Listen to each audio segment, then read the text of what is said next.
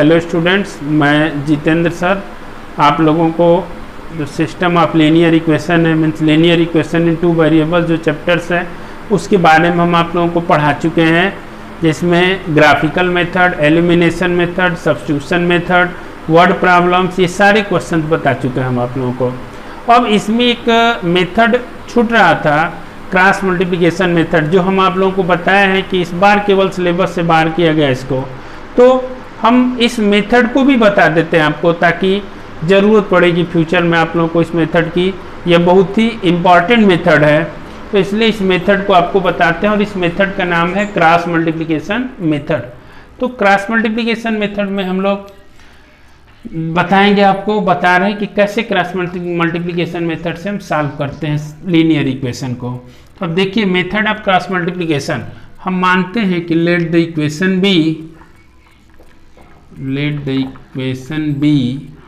a1x plus b1y plus c1 is equal to 0 and a2x plus b2y plus c2 is equal to 0।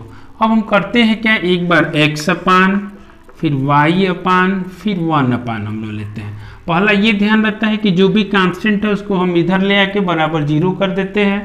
अब जब x अपान लेंगे तो x वाले को close कर देते हैं, y वाले कोफिशिएंट को लेंगे b1 b2 और फिर उसके आगे c1 और c2। फिर क्या करते हैं, जब y वाले कोफिशिएंट को लेंगे तो इससे आगे वाला c1 c2, यानी y वाले को नहीं लिखेंगे, उसके कोफिशिएंट को नहीं लिखेंगे, जस्ट इसके आगे वाला c1 c2, और तुरंत पीछे जाएंगे x के कोफिशिएंट को लिखेंगे a1 और a2। फिर जब कांस्टेंट के पास जाएंगे तो कांस्टेंट वाले को क्लोज करेंगे, इससे पीछे जाएंगे a1 a2 b1 और b2। हाँ, ध्यान रखिएगा, यहाँ कांस्टेंट कुछ भी हो, यहाँ हम 1 ही अपान लेंगे। अब हम करते क्या है कि एक बार फिर से समझिए, x वाले को जब लेंगे तो x वाले को क्लोज करेंगे, y के कोफिशिएंट को लिखेंगे, फिर कांस्टेंट टर्म को लिखेंगे। जब y अपान ले जाएंगे तो y वाले क्लोज कर लेंगे कांस्टेंट, तब x के कोफिशिएंट को, फिर जब कांस्टेंट को लेंगे तो पहले x के कोफिशिएंट को, फिर y के कोफिशिएंट को। एक और तरीका, जो x का लास्ट होगा वो y का स्टार्टिंग होगा, जो y का लास्ट होगा वो कांस्टेंट वाले का स्टार्टिंग होगा, जो कांस्टेंट का लास्ट होगा वो x का स्टार्टिंग होगा। अब हम ऐसे क्रॉस मल्टीप्लिकेशन करेंगे तो यह हो जाएगा x upon b1 c2 minus b2 c1। देखिए ऐसे b1 c2 minus b2 c1 is equal to y upon c1 a2 minus c2 a1, यानी ये इंटू ये माइनस ये इंटू ये, और is equal to 1 upon a1 b2 minus a2 b1, ये into ये इंटू ये, माइनस ये इंटू ये, बीच में हमेशा माइनस का साइन लेते हैं। अब हम क्या करेंगे, एक बार x को और कांस्टेंट को एक साथ लेते हैं, एक बार y और कांस्टेंट को एक साथ लेंगे, तो x upon b1 c2 minus b2 c1 is equal to 1 upon a1 b2 minus a2 b1। अब हम क्रॉस मल्टीप्लिकेशन करेंगे तो जैसे ही x की वैल्यू निकालेंगे बस ये यहाँ पे चला जाएगा, x is equal to b1 c2 minus b2 c1 upon a1 b2 minus a2 b1। फिर अब हम एक बार y और कांस्टेंट को लेंगे तो y upon c1 a2 minus c2 a1 is equal to 1 upon a1 b2 minus a2 b1। और फिर जैसे ही हम y की वैल्यू निकालेंगे तो c1 a2 minus c2 a1 अपान a1 b2 minus a2 b1, यानी ये वैल्यू यहाँ चली जाएगी, या y की वैल्यू हो जाएगी। तो इस तरह से हम लोग x और y की वैल्यू निकालते हैं, और यही मेथड जो है, इसी मेथड को हम लोग क्रॉस मल्टीप्लिकेशन मेथड कहते हैं। अब हम आपको इस मेथड से 2-4 क्वेश्चंस बता देते हैं, जिससे आपको सॉल्व करने में कोई दिक्कत नहीं होगी। देखिए, तो एक क्वेश्चन है सॉल्व फॉर एक्स वाई। यही क्वेश्चन आप एलिमिनेशन मेथड से भी किए होंगे, सब्स्टिट्यूशन से भी किए होंगे, और ग्राफिकल मेथड से भी किए होंगे। हम आपको क्रॉस मल्टीप्लिकेशन मेथड से बताते हैं। तो सबसे पहले यह ध्यान देंगे कि ये अगर नंबर कांस्टेंट जो है अगर इक्वल टू इधर आता है तो पहले इधर करके इस साइड लाएंगे, अगर प्लस होगा तो इधर आएगा माइनस हो जाएगा, और माइनस होगा तो प्लस हो जाएगा। उसके बाद तुरंत x अपान x वाले को क्लोज कर देंगे, y वाले कोफिशिएंट को लिखेंगे 2 माइनस 3, 2 और माइनस 3, फिर अब कांस्टेंट को लिखेंगे 1 और -12, फिर is equal to y upon y वाले को क्लोज करेंगे 1 -12 और 1 2। फिर अब हम जब 1 अपान लिखेंगे तो कांस्टेंट वाले को क्लोज कर देंगे 1 2 और 2 -3, क्रॉस मल्टीप्लिकेशन कर देंगे। अब ये हो जाएगा 1 अपान 12 2 या 24 यानी -24 और माइनस फार्मूले में होता है, और ये -3 × 1 -3 हुआ, माइनस फार्मूले में है +3 y अपान 2 1 या 2 और ये -12 हुआ, माइनस फार्मूले में होता है तो +12 हो जाएगा 1 अपान -3 -4 3 1 या 3 और 2 2 या 4 माइनस फार्मूले में होता है। अब 1 अपान इसमें से माइनस करेंगे -21 और is equal to y upon 14 हो जाएगा, इज इक्वल टू 1 अपान -7। एक बार x और कांस्टेंट को लेंगे यानी 1 अपान -21 इज इक्वल टू 1 अपान -7। जैसे ही हम x की वैल्यू निकालेंगे -21 अपान -7 कैंसिल हो जाएगा, x इज इक्वल टू 3 7 3 21। अब एक बार हम y और कांस्टेंट को लेंगे यानी y upon 14 is equal to 1 upon -7, cross multiplication करेंगे y is equal to 14 upon -7 cancel करा देंगे, y इज इक्वल टू -2 हो गया। तो therefore x is equal to 3 और comma y is equal to -2। तो इस तरह से हम लोग x और y की वैल्यू निकालनी है, और यही जो मेथड है वो क्रॉस मल्टीप्लिकेशन मेथड है। यह मेथड बहुत ही आसान मेथड है। अब यह सही है कि नहीं सही है, जैसे हम चेक करने के लिए आप लोगों को बताए थे कि यह x और y की वैल्यू हो सकता है कैलकुलेशन करते समय कहीं गलत हो जाए, इसलिए x और y की वैल्यू निकाल कर को तुरंत किसी भी क्वेश्चन में रख देंगे, चेक कर लेंगे कि सही है कि नहीं है। तो चेक कर लीजिए, देखिए 3 रखेंगे, फिर 2 2 या 4 यानी -4 हुआ, तो -4 + 3 -1 और +1 0 आ गया। इसका मतलब कि जो वैल्यू आया वो सही है। तो इस मेथड से हम लोग x और y की वैल्यू निकालते हैं, और इसी मेथड को क्रॉस मल्टीप्लिकेशन मेथड कहते हैं। हम देखिए ये एक और क्वेश्चन आपको बताते हैं, 2 number, solve for x and y। हालांकि ये बोर्ड के एग्जाम में अगर पूछता है तो पूछता है using cross multiplication method find the value of x and y, या using cross multiplication method solve the system of equation. तो अगर क्रॉस मल्टीप्लिकेशन मेथड कहता है तो हमको कंपलसरी है कि हम उसी मेथड से करेंगे, अदरवाइज हम किसी भी मेथड से कर सकते हैं। तो यह इक्वेशन है bx upon ax upon b minus by upon a is equal to a plus b, और second equation ax minus by is equal to 2ab। तो इसका सॉल्यूशन देखिए,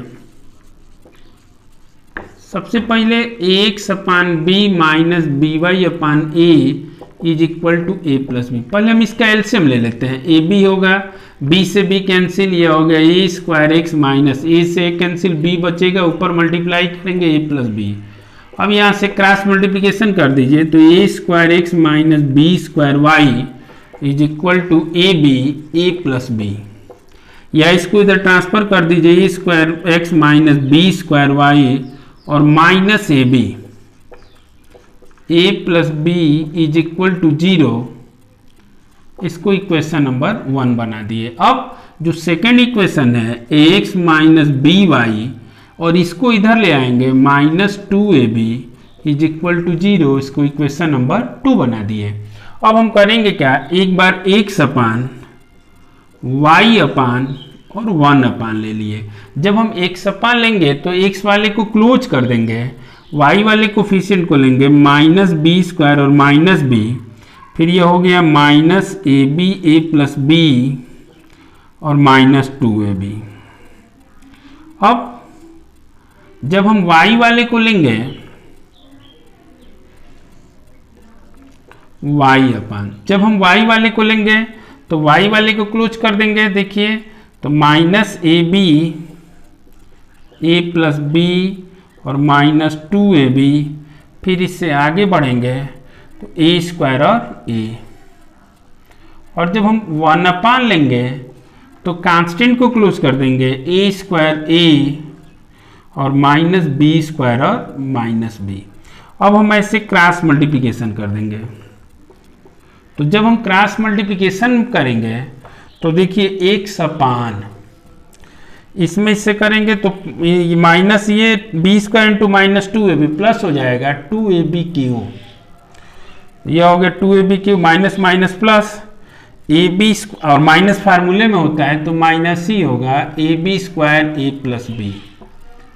उसके बाद y अपान, जब y अपान लेंगे इसमें इससे मल्टीप्लाई करेंगे minus a square b a plus b, और इसमें इससे करेंगे माइनस फार्मूले में होता है और माइनस यहां भी है तो plus 2a³ is equal to, यहां लिख देते हैं 1 अपान माइनस a स्क्वायर बी और ये माइनस ए बी स्क्वायर हुआ, माइनस फार्मूले में होता है तो प्लस ए बी स्क्वायर। अब क्या करते हैं हम लोग यहां से कि एक अपान यहां से हम ए बी स्क्वायर कॉमन ले रहे हैं तो यह हो जाएगा 2a माइनस, जब ए बी स्क्वायर कॉमन ले लिए तो 2b बचेगा यहाँ पे, और ये ब्रैकेट तोड़ देते हैं माइनस ए माइनस बी।